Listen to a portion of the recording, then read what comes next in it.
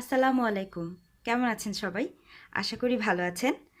আমি বেশ লম্বা একটা ছুটির পরে আবারও আজকে একটা নতুন টিউটোরিয়াল নিয়ে হাজির হয়েছি। আজকে আমি আপনাদেরকে তৈরি করে দেখাবো এই ক্রোশেট ফ্লিপ ফ্লপটি। একদম স্ক্র্যাচ থেকে আমি দেখাবো সোলটা কিভাবে বানাতে হবে, উপরে বুননের পার্টটা কিভাবে করতে হবে, সোলটা কিভাবে কাটতে হবে, সব কিছুই আমি এই ভিডিওতে আজকে দেখিয়ে দিব। এই ফ্লিপ ফ্লপটি আমি যখন আমার সোশ্যাল মিডিয়াতে শেয়ার করি এটার ছবি, অনেকেই আমার কাছে এই ক্রোশেট ফ্লিপ ফ্লপটি কীভাবে করেছি এটা জানতে চেয়েছেন। তো অনেক দিন ধরেই আমার পার্সোনাল কিছু ব্যস্ততার কারণে ভিডিও দেওয়া হচ্ছিল না, আমি সময় পাচ্ছিলাম না।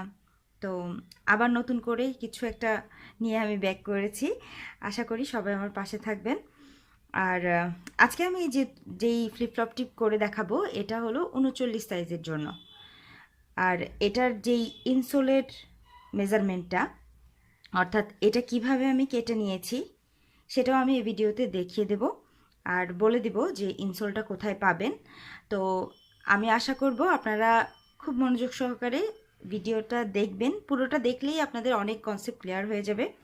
এই সুতোটা আমি কোথা থেকে নিয়েছি, সোলটা আমি কোথা থেকে নিয়েছি, এটার ইনসোলটা কোথা থেকে নিয়েছি, সবগুলো আমি বলেও দেব। আর ডিসক্রিপশন বক্সে তো দেয়াই থাকবে, আপনারা ওখান থেকে চেক করে নিতে পারেন।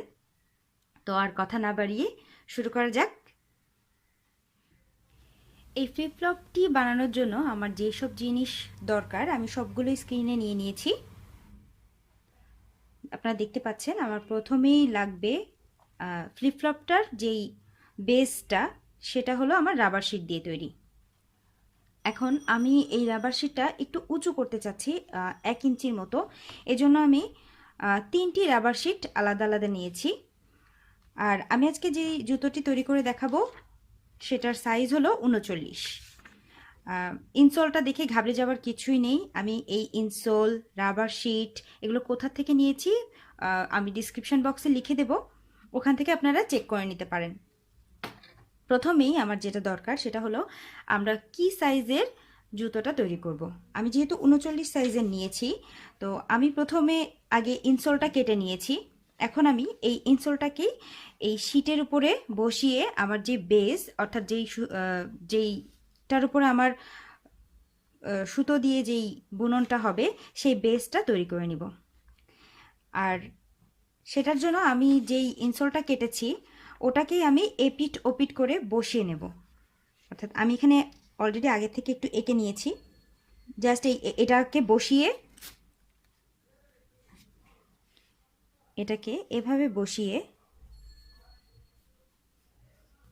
এভাবে আস্তে আস্তে পাশে দাগ দিয়ে আমি একটা এই জুতোর শেপে লাইন ড্র করে নিব।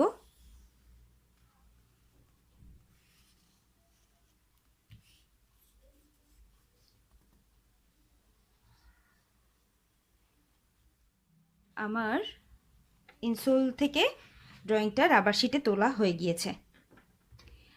আপনারা চাইলে এটা পেন্সিল অথবা কলম যে কোনো একটা দিয়েই এঁকে নিতে পারেন। আর এখন আমি ব্যবহার করব অ্যান্টি কাটার।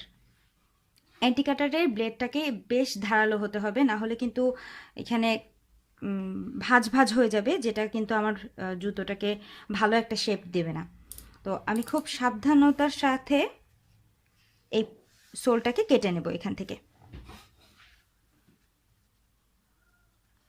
চেষ্টা করবেন একবারে কাটার জন্য, তাহলে কিন্তু খাদ হয়ে যাবে না, আপনার জুতাটার শেপটাও সুন্দর আসবে। আর যেহেতু ফ্লিপ ফ্লপ বেশিরভাগ অংশই খোলা থাকবে পায়ের, একটু চওড়াভাবে কেটে নেওয়ার জন্য আমি বলবো।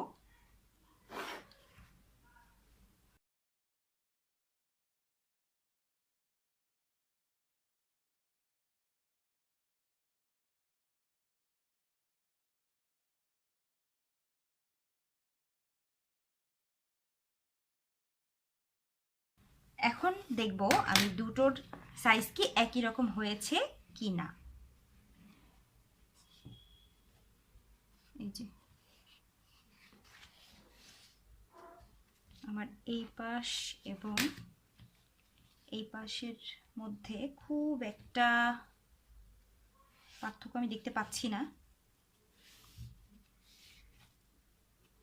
আমি প্রথমেই বলে নিয়েছি এটার শেপ নিয়ে অডিট হওয়ার কিছুই নেই। এটা যখন আমি আরও একবার পিছনে আরেকটা সোল লাগিয়ে নেব তখন কিন্তু এটার শেপটা আবারও আপনার সাইজে চলে আসবে। তাই এটা নিয়ে অডিট হওয়ার কিছু নেই যে এখানে কেন এরকম খাবি কাটা হয়েছে। এভাবে এই যে আমার সোল এখন নকশা তুলে নেওয়ার জন্য পুরোপুরিভাবে তৈরি।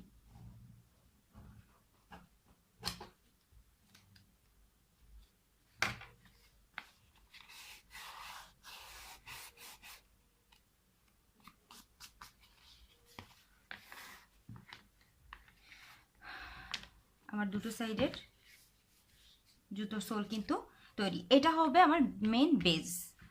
এখন আমি এটাকে একটু উঁচু করতে চাচ্ছি ফ্লিপ ফ্লপটাকে, যার কারণে আমি আরও দুটো শিট নিয়ে নেব। এই দুটো শিটকে আমি প্রথমেই কিন্তু এভাবে কেটে নেব না। আমি চাচ্ছি এই এই এই বেসটার উপরে প্রথমে আমার কাজটা বসবে, বসার পরে তারপরে আমি এটাকে এটার সাথে জয়েন করব। যেহেতু আমার এখান দিয়ে এখনও বুননের কাজ বাকি, তাই এটাকে আমি সাইডে রেখে এই দুটো শিটকে একসাথে করে নেব। তাহলে আমার টোটাল প্রায় 1 ইঞ্চির মতো উঁচু একটা শেপ আসবে ফ্লিপ ফ্লপে। আচ্ছা, এই দুটো সোলকে আমি একসাথে কেটে নেওয়ার জন্য কি করব সেটাই আপনাদেরকে দেখিয়ে দিচ্ছি।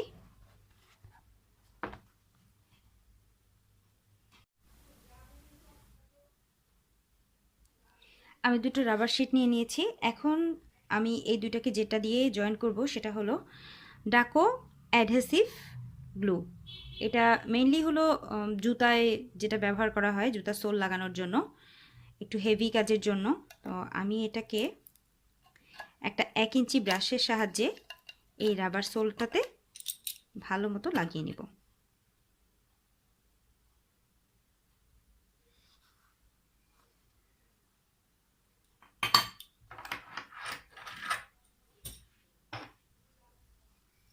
এই যে 1 ইঞ্চি ব্রাশ, এটা কিন্তু আমি মাথা থেকে একটু কেটে নিয়েছি যাতে একটু শক্ত হয়। এভাবে গ্লুটা নিয়ে প্রথমে আমি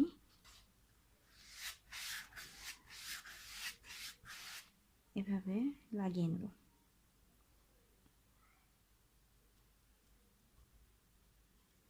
আমি কিন্তু এখানে দুটো সোল একসাথে ব্যবহার করছি জন্য এটা আলাদা আলাদা আগে লাগিয়ে নিচ্ছি। এটাকে শুকাতে কিন্তু বেশ কিছুটা সময় দিতে হয়। যেমন আমি তো প্রায় 4 থেকে 6 ঘন্টা এটাকে রেখে দিই ভালো মতো যাতে এটা ফিক্স হয়।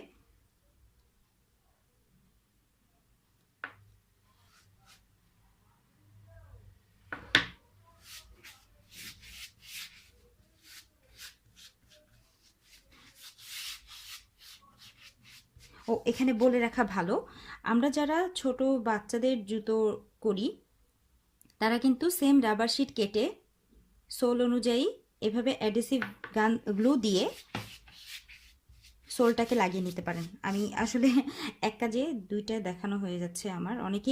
অনেকেই জিজ্ঞেস করেন যে নিচে সোলটা আমরা কিভাবে লাগাই। তো আমি এভাবে ব্যবহার করি, সোলটাকে এভাবে লাগিয়ে নিই।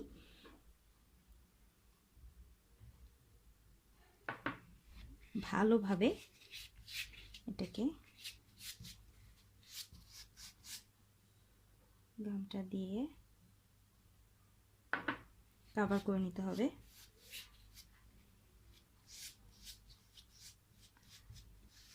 আমি বলবো ভিডিওটা একদম না টেনে আপনারা যদি ভালোভাবে দেখে নেন তাহলে কিন্তু আর কারো কোনো কনফিউশন থাকবে না।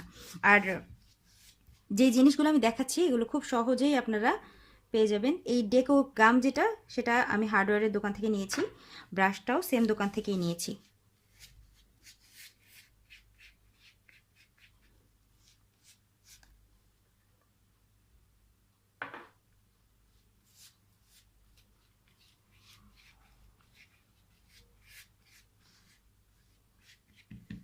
এটাকে একটু শুকাতে টাইম দিতে হবে।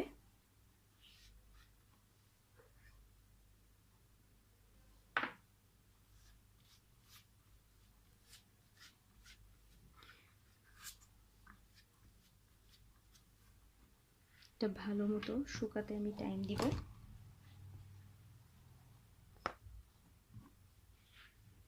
এখানে আমি কিছু ছোট ছোট টিপস দিতে চাই, সেটা হলো এই ব্রাশটা দেখবেন একবার যখন আপনারা গাম ব্যবহার করবেন, তারপরের বার যখন আবার নতুন করে কাজ করতে যাবেন এটা কিন্তু অনেক বেশি শক্ত হয়ে যায়, আমার এক্সপিরিয়েন্স থেকে বলছি।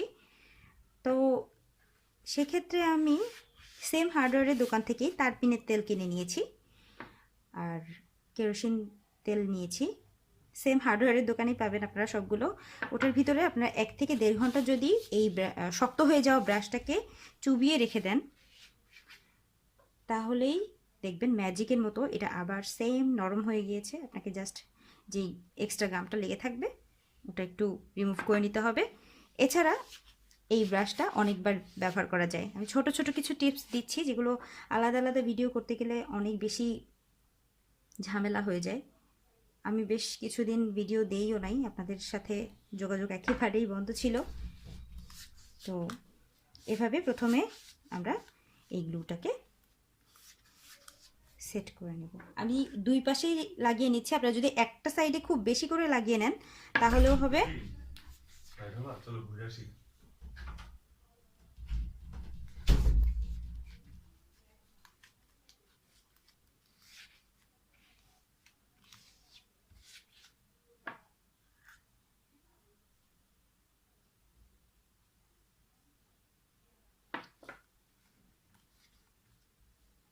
এভাবে দুটো সাইডে না লাগিয়ে আপনারা একটা সাইডেও খুব ভালোভাবে লাগিয়ে নিতে পারেন, তাহলে সেমই রেজাল্ট আসবে।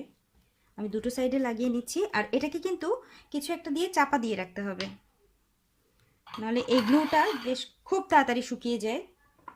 আমি যেমন ছোট একটা কিনেছি, আপনার ছোট ছোট বোতলই কিনবেন, কারণ খুব একটা বেশি কিন্তু লাগে না। আর যদি ফ্লিপফ্লপ মানে এটা তো বড়দের জুতো করছি আমি, তো যদি এরকম বড় জুতা হয় তাহলে একটু গামের দরকার হবে, কিন্তু এছাড়া ছোট বাচ্চাদের জুতোতে এত বেশি একটা গাম লাগে না। আমি কিন্তু দুটো একসাথে এভাবে চেপে চেপে সেট করে নিচ্ছি এভাবে।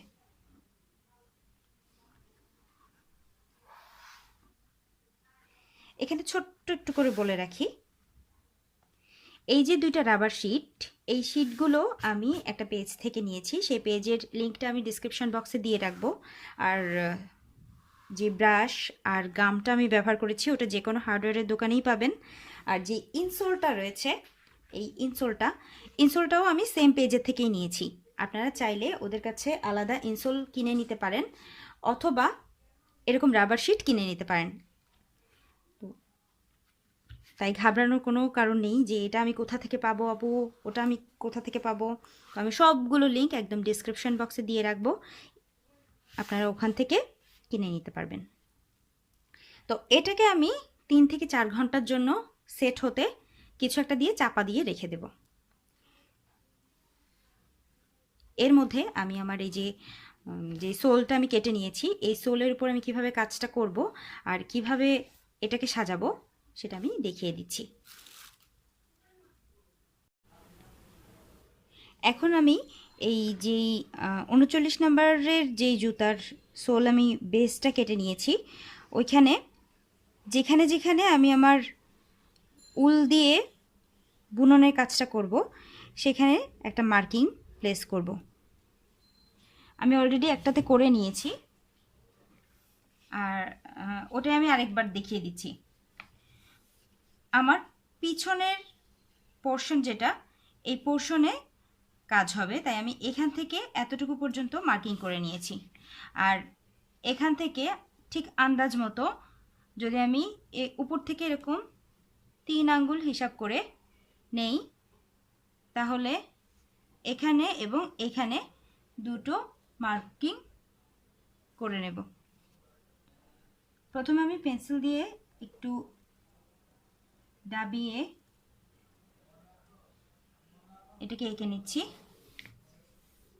আপনারা চাইলে এটাকে স্কেল দিয়েও করতে পারেন, তাহলে মাপটা সঠিক মতো হবে। আমি এখানে 1 2 3 4 5 6 7টা মার্ক করেছি। 1 2 3 4 5 6 7।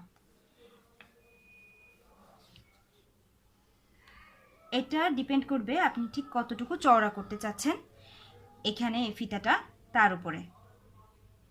এখন আমি একটা ছোট ট্রিক দেখিয়ে দিচ্ছি আপনাদেরকে।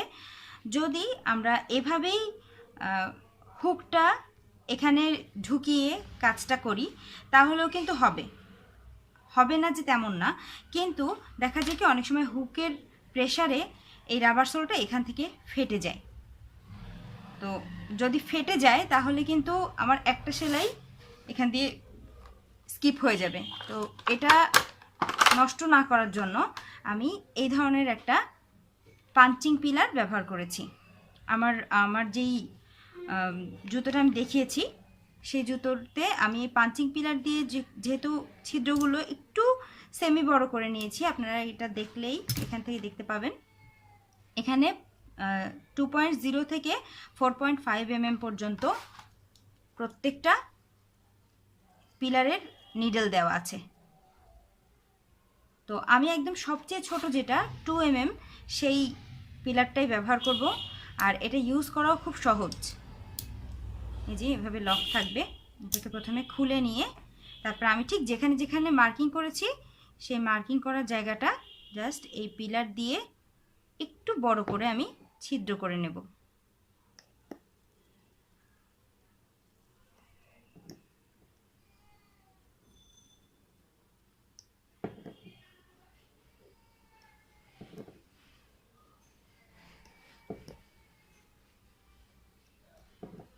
ছিদ্রটা একটু বড় হয়ে গেলে আপনার হুক ঢোকাতে কোনো সমস্যা হবে না, এক কথা। আর দ্বিতীয়ত হলো, যখন আপনি হুকটা ঢুকাবেন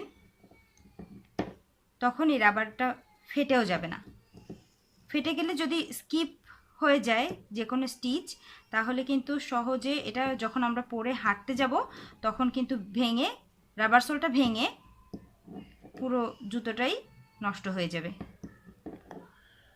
আর রাবার সোলটা অনেক বেশি পাতলা থাকে, যার কারণে আমি বলবো যদি এরকম যদি টুলস আপনাদের কাছে নাও থাকে, খাতা সেলাই করার জন্য, দিস্তা কাগজ সেলাই করার জন্য যে সুচগুলো পাওয়া যায় ওগুলো দিয়েও যদি ফুটো করে নেন তাহলেও কিন্তু সেম, মানে ফেটে যাওয়ার কোনো চান্স থাকবে না। আর আমি একটা করে নিয়েছি, আর এখানে যেখানে আমি মার্কিংটা করে নিয়েছিলাম সেটাও এভাবে করে ছিদ্রটা একটু বড় করে নেব। এটার কিন্তু একমাত্র উদ্দেশ্য যাতে ফেটে না যায়। আচ্ছা, এখানে একটু বলে রাখা ভালো, আমি যে কয়টা সাইজের জুতো এ পর্যন্ত করেছি সবগুলোই কিন্তু মাপ দিয়ে কেটে নেওয়া। আমার যখন প্রথম আমি ওই পেজটা থেকে ইনসোলের ব্যাপারটা বুঝতে পারছিলাম না, তখন আমি করেছি, আমি নিজের জন্য আগে যে জুতোটা তৈরি করেছি ওটা কিন্তু আমার নিজেরই একটা ফ্লিপফ্লপ ছিল, কেনা জুতা স্পঞ্জ। ওটার মাপটা, মানে ওটা জাস্ট রাবার সোলের উপর বসিয়ে আমি কেটে নিয়েছিলাম। কিন্তু পরে যখন এটার আমি কয়েকটা অর্ডার পেয়েছি জুতার, তখন কিন্তু আমি এই ইনসোলটা প্রথমে, আজকাল গুগলের জন্য তো মানে সবগুলোই সোলের সাইজ আপনারা A4 সাইজে প্রিন্ট করে নিতে পারবেন ওখান থেকে। ওখানে একদম খুব ইজি স্টেপ ফলো করলেই আপনি ইনসোলের মেজারমেন্টটা পেয়ে যাবেন। ওখান থেকে নিয়েছিলাম। আর যদি কেউ এরকম ঝামেলার মধ্যে না যেতে চান তাহলে আমি বলবো, এখন অনেকেই আছেন, অনেক আপুরাও আছেন যারা জুতার এরকম ইনসোল সেল করে থাকেন, ওখান থেকে ইজিলি সোলগুলো নিয়ে নিতে পারবেন। কিন্তু পুরো জুতাটা মেকিংয়ের ব্যাপারে কিন্তু আপনার হাত যত বেশি পারফেক্ট হবে তত সুন্দর শুয়ের শার্পনেসটা আসবে। এই যে আমি পুরো জুতোটাকে এভাবে পাঞ্চিং পিলার দিয়ে এই দেখুন কেটে নিয়েছি।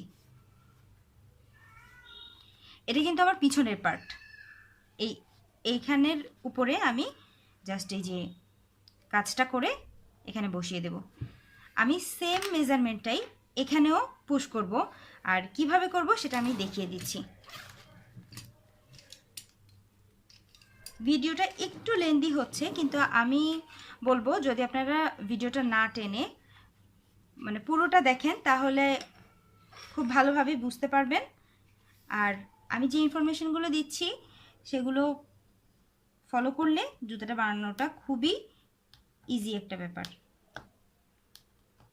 আমি জাস্ট এখানে ছিদ্রগুলো করে নিচ্ছি। 5 6 7 8। যেহেতু আমি পিলার দিয়ে ফুটো করেছি, এখানে কিন্তু পিছনের দিক দিয়ে আমি যখন এটাকে পুশ করছি, এই দেখুন ভিতরে যে পিলারের হুপগুলো ছিল সেগুলো কিন্তু বের হয়ে আসছে।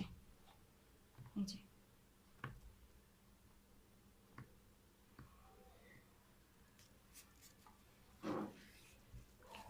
সেম ভাবে আমি অপোজিটটাও করে নিব। তাহলে হবে কি, আপনার প্রত্যেকটা স্টিচ এখানেও যা হবে, উল্টো পাশের সোলটাতেও সেম পরিমাণ স্টিচ আসবে, ভুল হওয়ার চান্সটা খুবই কম।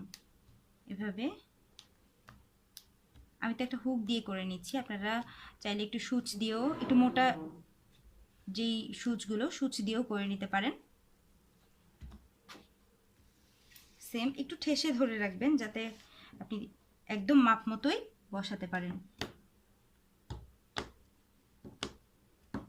আর পাঞ্চিং পিলার দিয়ে করলে আমি যেটা বলবো, এত সুন্দর একটা ফিনিশিং আসে যে আপনারা নিজেদেরকেই মানে নিজেরা ব্যবহার করেই বলবেন যে ওয়াও, আসলেই খুবই কাজের একটা জিনিস।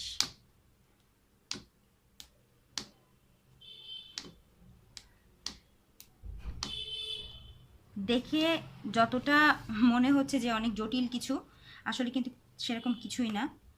আমি যেই টুলগুলো ব্যবহার করেছি ওটাই ব্যবহার করতে হবে এমন কোনো কথা নেই। আপনারা সুচ দিয়েই করতে পারেন, একটু মোটা সুচ হলে ভালো হয় যাতে রাবার সোলটা ফেটে না যায়, আর কিছু না।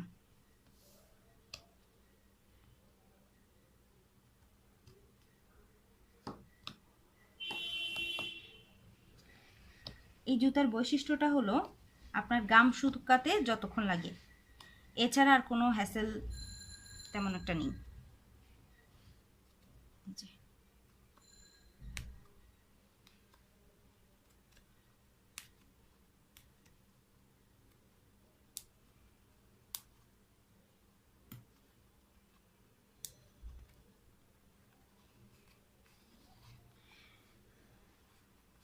এভাবে আমার পুরো সোলটা এখন রেডি।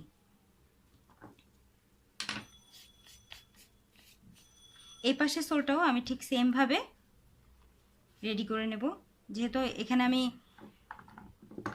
পুশ করে নিয়েছি, আমার কিন্তু স্টিচগুলো একদম বরাবর আছে, যে এই এই এই এই জায়গায় যদি আমি পিলার দিয়ে ছিদ্রগুলো করে নিই তাহলে কিন্তু আমার একদম বরাবর সবগুলো ঠিকঠাক মতো পৌঁছাবে। আচ্ছা, যেহেতু আমি একটা রেডি করে নিয়েছি, আমি আর মানে বেশি বড় করব না ভিডিওটাকে। আমি আপনাদেরকে এখানে যে বুননের কাজটা করেছি সেটা একটু দেখিয়ে দিই। এই জুতাটা বানাতে আমি যেই উলটা ব্যবহার করছি এটা হলো থাইল্যান্ডের 6 প্লাই উল। আমি এটা নাবিলা আপুর কাছ থেকে নিয়েছি। ওনার পেজের লিঙ্কটা আমি ডেসক্রিপশন বক্সে দিয়ে দিব। আপনারা কেউ যদি চান যে এই সুতাটাই ব্যবহার করবেন তাহলে কিন্তু ইজিলি এটা ব্যবহার করতে পারেন। আর আমার কাছে মনে হয়েছে এটা যদি আমরা জুতার জন্য 3mm সাইজের একটা হুক ইউজ করি তাহলে কিন্তু ফিনিশিংটা খুব ভালো আসে। আর যেহেতু ছিদ্রটা আমার অনেক বেশি বড় না, তাই এটাতে ইজিলি আমার হুকটা ইনসার্ট করতে সুবিধা হবে। প্রথমে আমি একটা স্লিপ নট দিয়ে নিব।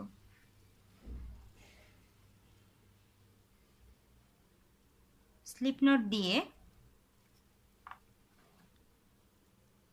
এইভাবে হুকটা ইনসার্ট করিয়ে, আমি কিন্তু পিছনের পার্টটা আগে দেখাচ্ছি, এভাবে বের করে নিয়ে আসবো। খুবই সিম্পল, এখানে জাস্ট আমি 3টা চেন করে নেব, 2 3। এভাবে আমি প্রত্যেকটা ছিদ্রর মধ্যে দিয়ে একটা করে ডাবল ক্রোশেট করে নেব, জাস্ট আমার বেসটা তৈরি করার জন্য, যে এটার উপরে আমার বাকি কাজটা হবে। অনেকেই কিন্তু আমাকে বলেছেন উলের জুতাতে অনেক বেশি গরম হবে কিনা। ফ্লিপ ফ্লপটা ব্যবহার মেইনলি যারা আমার কাছ থেকে নিয়েছেন তারা কিন্তু ঘরে বেশি ব্যবহার করেছেন, অনেকে ফ্যান্সি ড্রেসের সাথে ব্যবহার করেছে। আর দেখতে যতই মানে এটা আপনার পায়ে পরলেই বুঝবেন, যদি রাবার সোল দিয়ে করেন তাহলে কতটা লাইট হয় জুতাটা।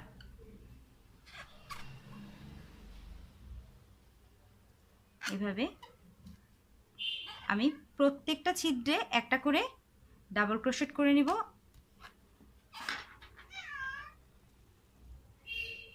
এভাবে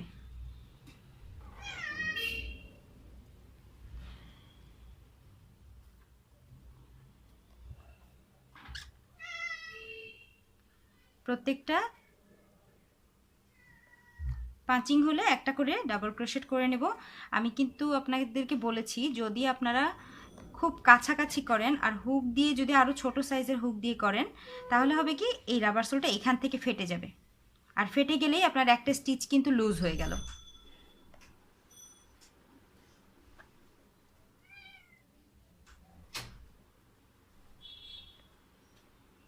এভাবে প্রত্যেকটা স্টিচে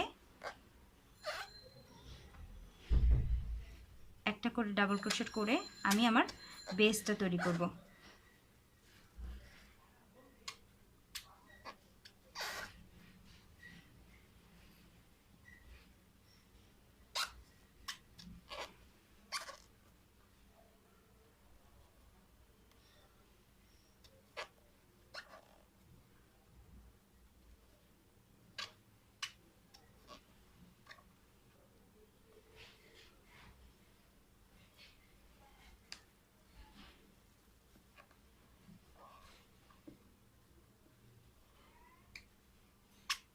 এভাবে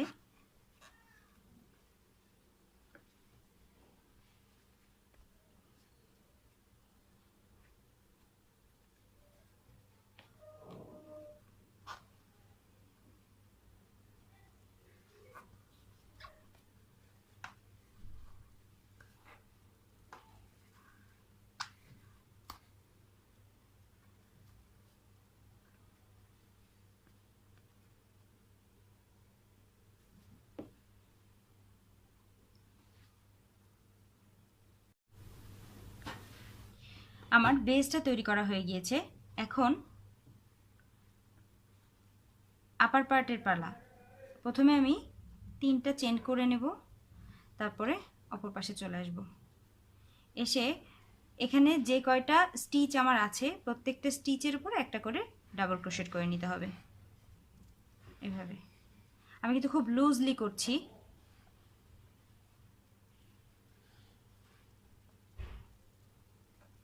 খেয়াল রাখতে হবে যদি একটু বেশি টাইট হয়ে যায় তাহলে কিন্তু রাবার সোল ফেটে যাবে।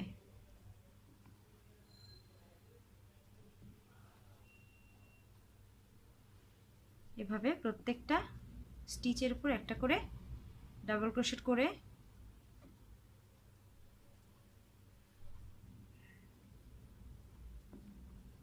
প্রত্যেকটা আমি রাউন্ড শেষ করব।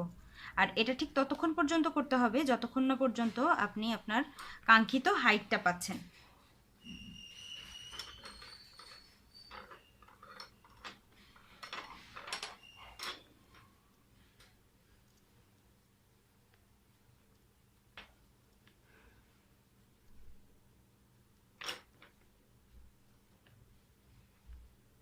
দুইটা রাউন্ড করার পরে আমি আপনাদেরকে দেখিয়ে দিব যে আমার বেসটার সাথে আপার পার্টের সুতাটা কিভাবে জয়েন করা হয়েছে।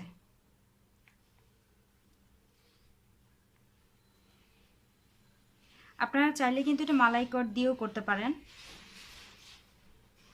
আমি মালাই কট দিয়ে এখনো পর্যন্ত ব্যবহার করে দেখিনি, তবে সুতাটা যেহেতু একটু পাতলা আমার মনে হয় মালাই কট এটার জন্য ভালো হবে। ট্রাই করে দেখতে পারেন। আর আমার একটা ইউটিউবে আমার একটা ফেসবুক পেজ আছে, আপনারা এই ভিডিওটা দেখার পরে কেউ যদি ট্রাই করে থাকেন তাহলে কিন্তু আমার সাথে ছবি শেয়ার করতে পারেন। আমি ডেসক্রিপশন বক্সে লিংকটা দিয়ে দিব আমার গ্রুপের।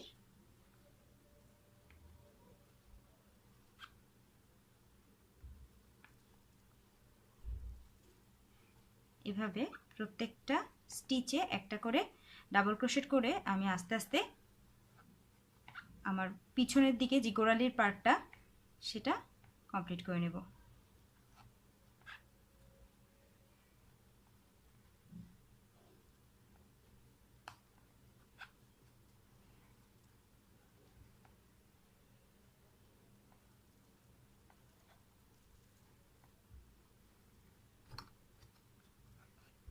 আর দুটো স্টিচ বাকি।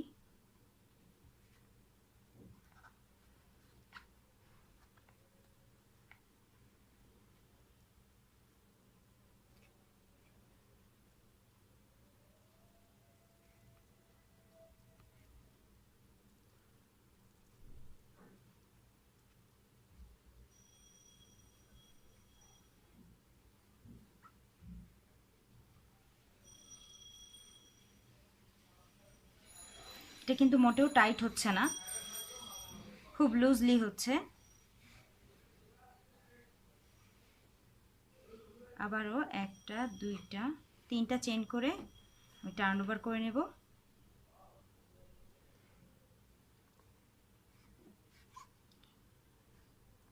এখানে যতক্ষণ পর্যন্ত না আমার কাঙ্ক্ষিত আমি হাইটটা পাচ্ছি, যেখানে আমি রিবনটা বাঁধবো, ততটুকু পর্যন্ত কিন্তু আমার এই প্রসেসটা চালিয়ে যেতে হবে। আমার কিন্তু এটা 3 নাম্বার রো চলছে।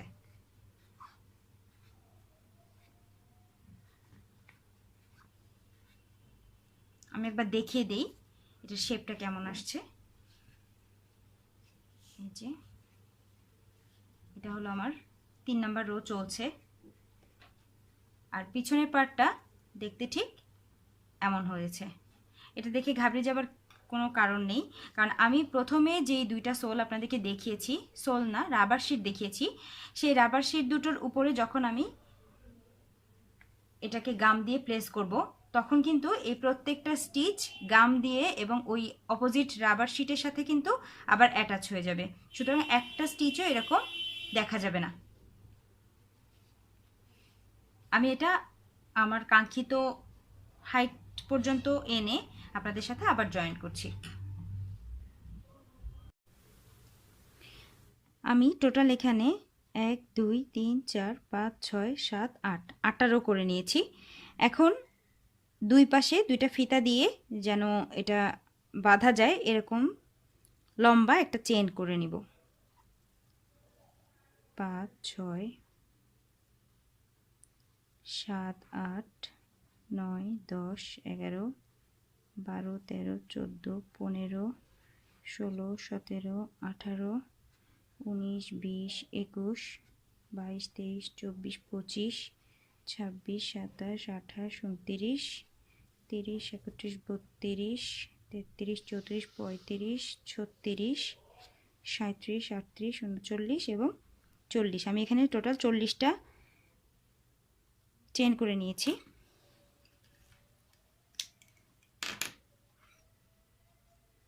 একটু লম্বা করে কেটে নেব, কারণ আমি এখানে যদি কোনো ডেকোরেশনের জন্য কিছু বসাতে চাই তাহলে যেন আমি ইজিলি বসাতে পারি।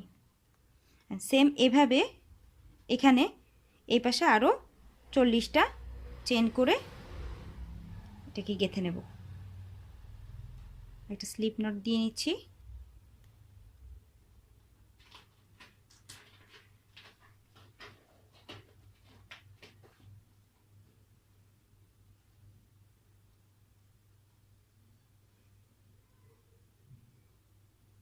স্লিপ নটটাকে এখানে গেঁথে এখানেও ঠিক আমি 40টা চেইন করে নেব।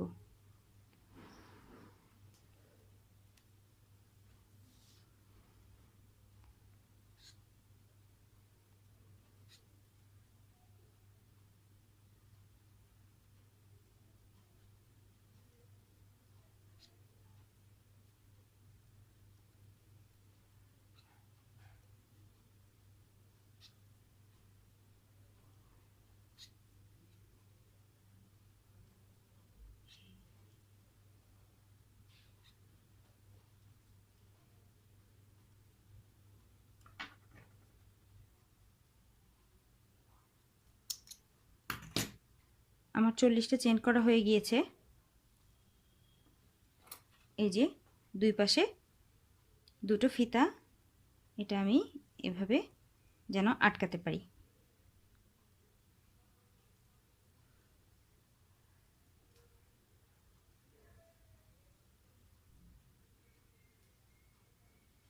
এবারে সামনের পার্টের জন্য আমি প্রথমে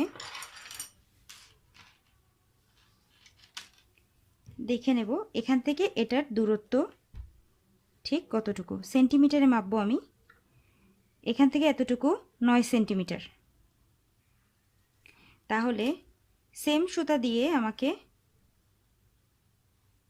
9 সেন্টিমিটারের চেয়ে একটু বেশি চেন করে নিতে হবে।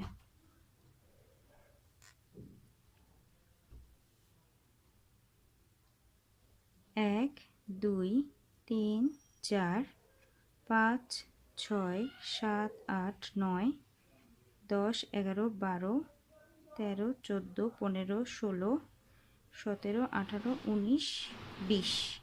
20টা চেন করে আমি দেখে নেব যে এটা ঠিক আমার 9 সেন্টিমিটারের কাছাকাছি হয়েছে কিনা।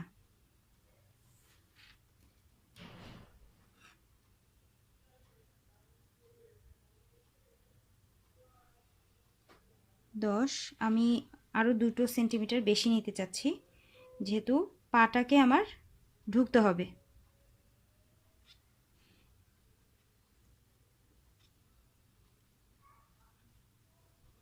টোটাল একটু টেনে ধরে করব, কারণ যেহেতু আমরা পা ঢোকানোর পরে এটা কিন্তু সামান্য হলেও স্ট্রেস করবে। আমি 12 সেন্টিমিটার পর্যন্ত এটাকে রাখবো।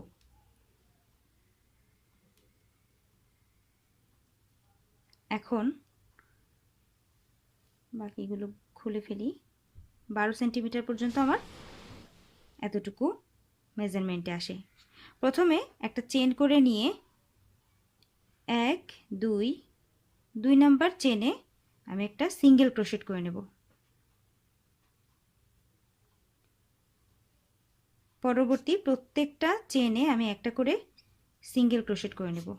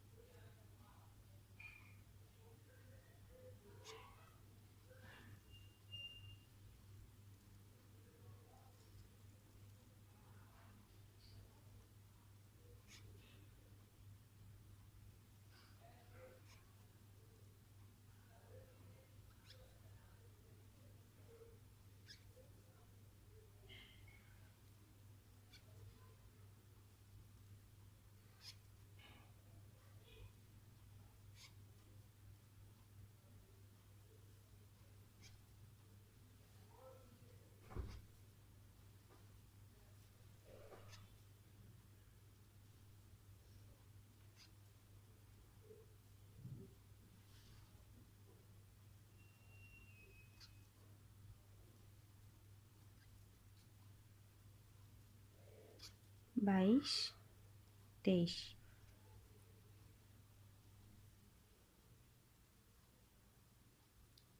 এতটুকু। আবার 3টা চেন করে আমি অপোজিট সাইডে চলে যাব। আরও একটা চেন করব। এটা আমার 1 চেনের গ্যাপ। একটা স্টিচ গ্যাপ দিয়ে পরবর্তী স্টিচে আমি একটা ডাবল ক্রোশেট করে নেব।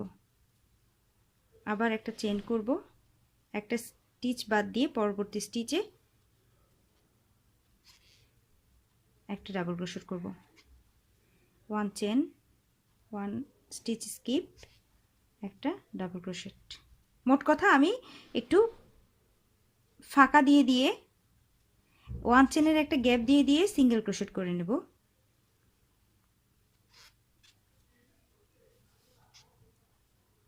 ওয়ান চেন গ্যাপ, পরবর্তী স্টিচে 1 চেন গ্যাপ, পরবর্তী স্টিচে ডাবল ক্রোশেট, 1 চেন গ্যাপ, পরবর্তী স্টিচে ডাবল ক্রোশেট, 1 চেন গ্যাপ, পরবর্তী স্টিচে একটা ডাবল ক্রোশেট, 1 চেন গ্যাপ, পরবর্তী স্টিচে double crochet, 1 chain, double crochet, 1 chain, আবার একটা স্টিচ গ্যাপ দিয়ে একদম লাস্ট স্টিচে একটা ডাবল ক্রোশেট।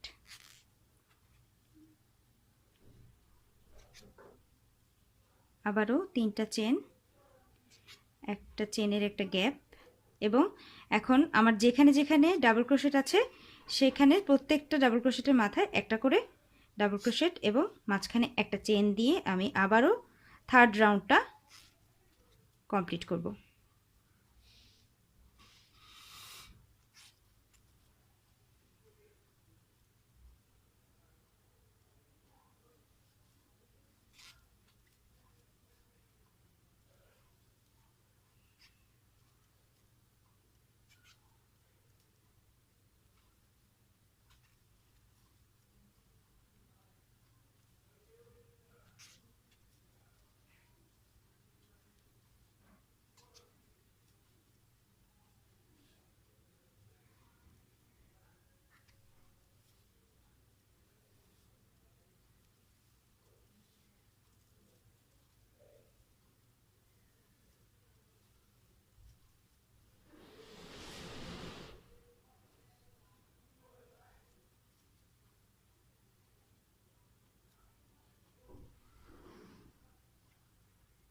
এবারে 1 চেন করে আমি দেখব এটার চওড়াটা ঠিক কতটুকু হয়েছে।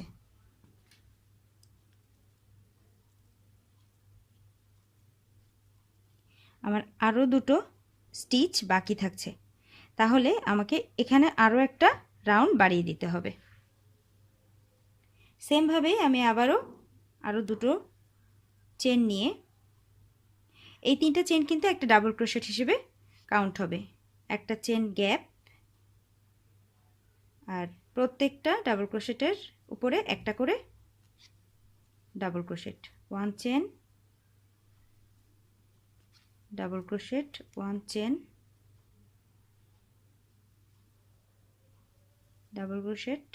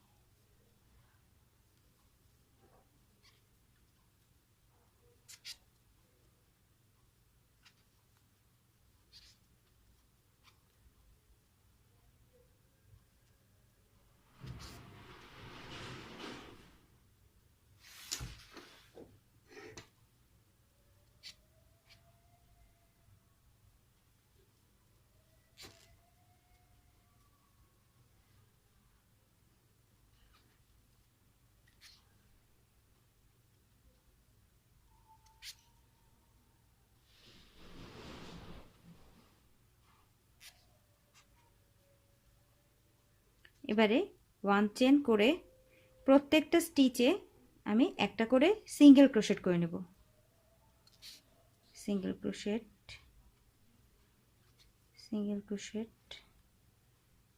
আমি যেখানে 1 চেনের একটা করে গ্যাপ দিয়েছি সেখানেও কিন্তু একটা করে সিঙ্গেল ক্রোশেট করে নিতে হবে।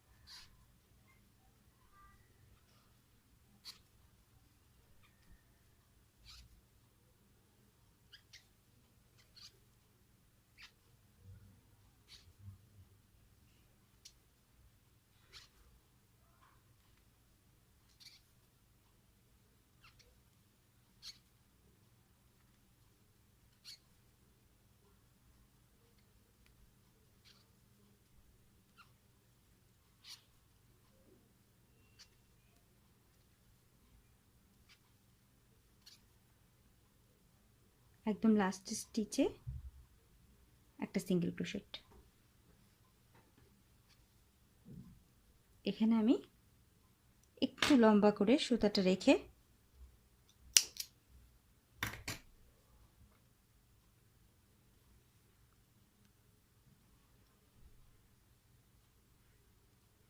শেষ করব।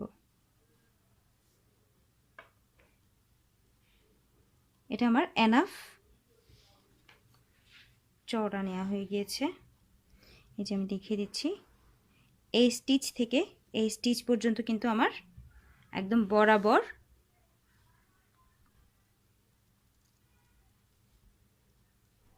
আটকানো হয়ে গিয়েছে। এটা যখন এভাবে আমি জয়েন করব তখন কিন্তু ঠিক টাইট হয়েই এটা আটকে থাকবে। এখন এটাকে কিভাবে এখানের মানে আমার বেস যে সোলটা ওটাতে আমি আটকাবো সেটা দেখিয়ে দিচ্ছি।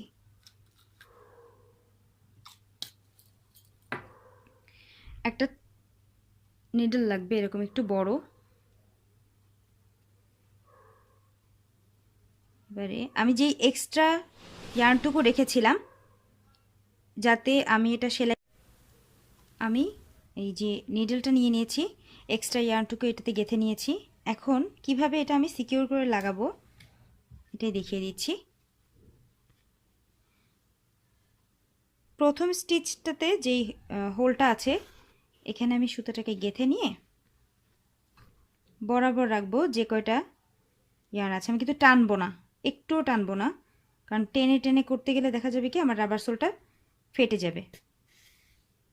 এভাবে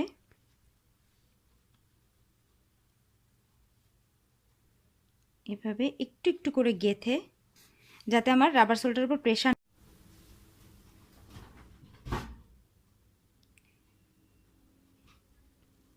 আমি এক সাইড এভাবে আটকে নিয়েছি। অপোজিট সাইডের জন্য আমি প্রথমে এই হোল দিয়ে ঢুকিয়ে এটাকে সিকিউর করে নিতে চাচ্ছি। অন্য পাশে এভাবে যে স্লিপ নটটা দিয়েছিলাম সেটার ভিতর দিয়েই এভাবে আটকে নেব।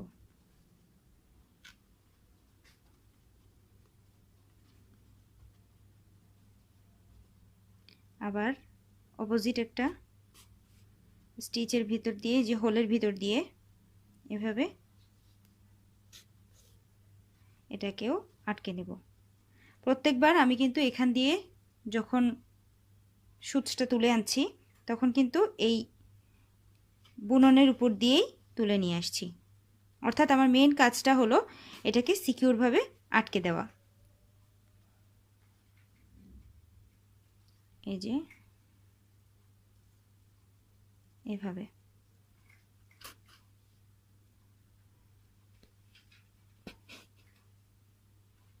আর একটা স্টিচ বাকি আছে, এটাও এভাবে এখান থেকে নিয়ে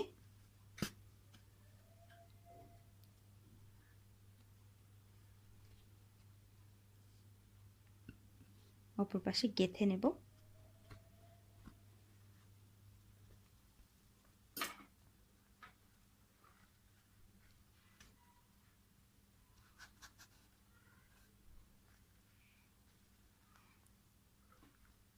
আর অপর পাশে যে নিচের যে পার্টটা ওখানে আমি এভাবে সুতোটাকে ভালোভাবে গেঁথে নেব যাতে আমার সুতোটা শক্ত থাকে আর খুলে না যায়।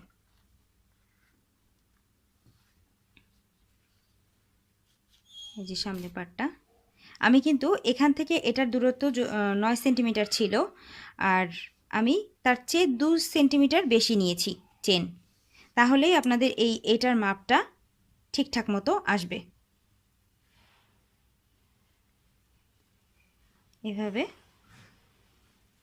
পেছনের দিকটা আমি দেখিয়ে দেই, এরকম এসেছে, আর উপরে আমার জুতোটা রেডি।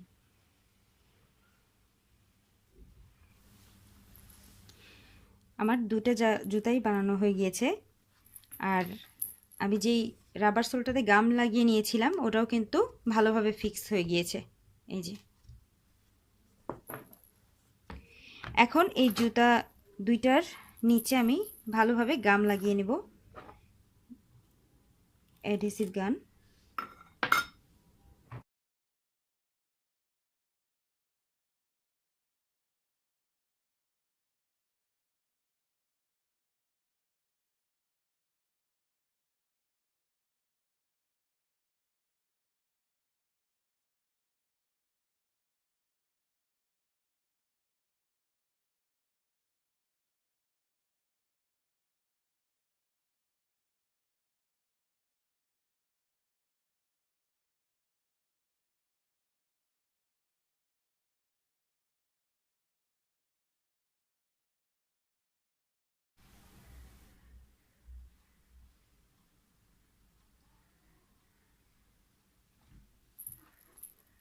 সোলটা ভালোভাবে আমার যে রাবার শিটটা ছিল, রাবার শিটের সাথে খুব ভালোভাবে আটকে গেছে।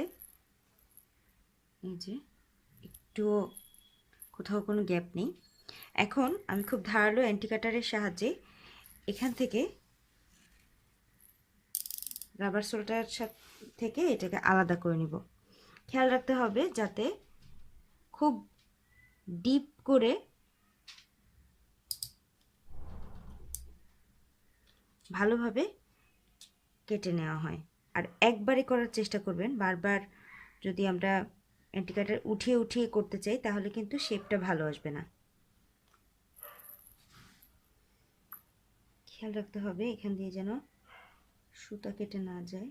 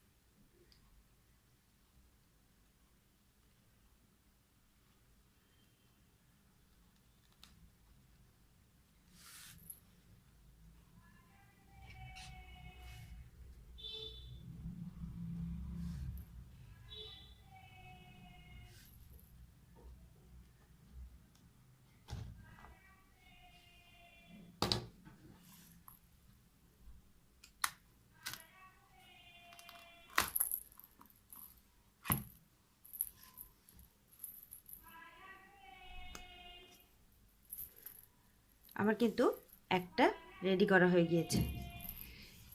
এই যে এখানে একটু কিন্তু কোনো হার্শ লাইন নেই, একদম প্লেনভাবে সুন্দর করে কাটা হয়ে গিয়েছে।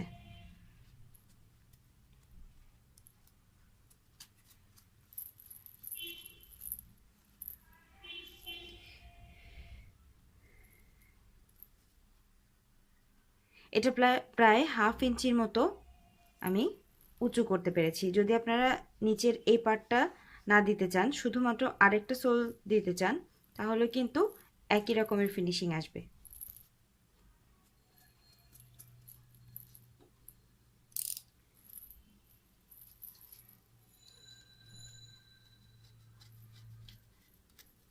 এভাবে আস্তে আস্তে ক্লিন করে নিতে হবে জায়গাটা।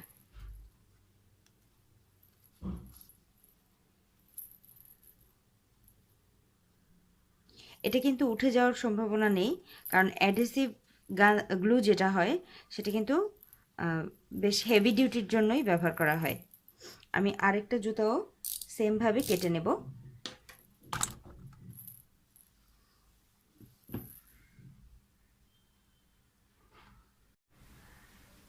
আমি আরেকটা সাইডও কেটে নিয়েছি।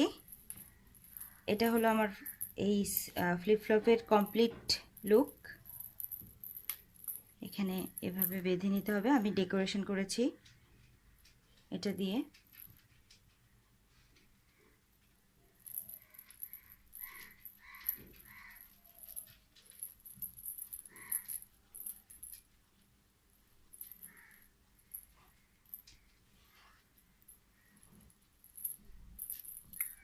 এভাবে এটা হলো একদম কমপ্লিট একটা ফ্লিপফ্লপ।